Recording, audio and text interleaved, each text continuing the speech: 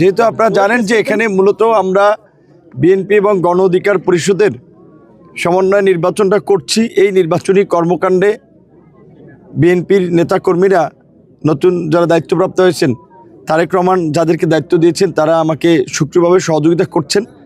সমস্ত ঘটনাগুলো তাদের নখদর্পণে আছে। বিএনপির নাম পদবি ব্যবহার করে অনেককে বিভ্রান্ত করার চেষ্টা করা হচ্ছে, অনেককে কথা বলার ফলে তারা আমাদের সাথে ফিরে এসেছে। তো আজকে যেই ঘটনার প্রেক্ষাপটে আমরা এখানে আসলাম, আপনারা শুনেছেন আমার উপস্থিতিতেই, উপজেলা বিএনপির সদস্য সচিব তার উপস্থিতিতেই আমরা আমাদের যুব অধিকার পরিষদের কর্মী, যাকে প্রতিনিয়তই হুমকি দেওয়া হচ্ছিল যে হাত কেটে ফেলবে, পা কেটে ফেলবে, তাকে খুন করা হবে, কেউ তাকে রক্ষা করতে পারবে না। এবং এই হুমকি শুধুমাত্র এই আমখলায় নয়, আমখলা, গোলখালি, গলাচিপা, দশপিনার অনেক জায়গায় আমরা শুনেছি এবং অনেককে বাড়িতে গিয়েও হুমকি দেওয়া হয়েছে।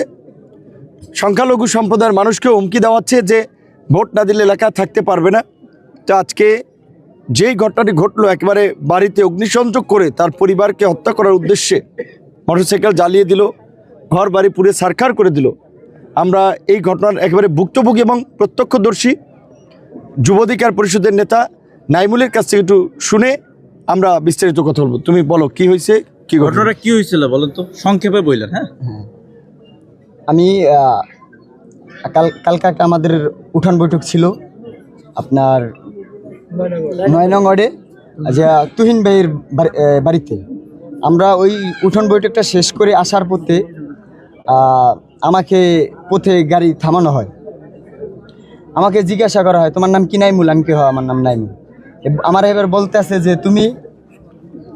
তুমি কির জন্য এই ট্র্যাক মার্কার দলে যোগ দিছো, তুমি আমাদের কাছে আসো, আর তোমার যেই লোক আছে তুমি ওটা নিয়ে তুমি আমাদের কাজ করো, তোমার যত খরচপাতি লাগে ওটা আমি দিব।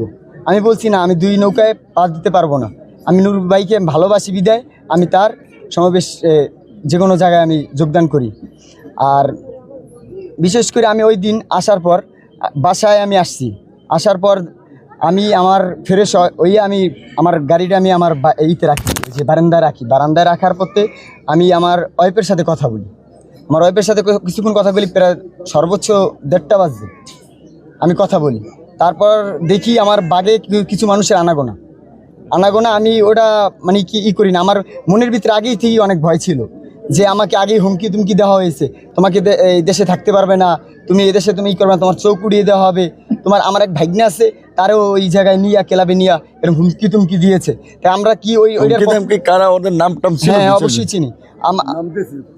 নাম হয়েছে যে আপনার হয়েছে আমাকে মেম্বার, আর নাম হয়েছে যে আপনার এই কাশেম, আবু কাশেম মেম্বার। হ্যাঁ, মেম্বার আমাকে হয়েছে যে 1 নং ওয়ার্ডের আপনার আমখলাই এই কয় নং ওয়ার্ডের মেম্বার।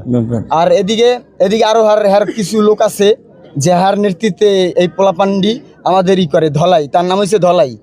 সে বলে যে তো এই আবাসনের যদি একটা মানুষ যদি মরে যায়, এরম এই একটা মানুষ মরে গেলে আমি তার এরম মামলা চালানোর মতো আমার ক্যাপাসিটি আছে, আমি চালাতে পারবো, আমার এরম আছে, আমি সরকারের মাধ্যমে আমি কেস চালাইছি, এরমও কিছু বার্তা আমাদের কাছে বলে।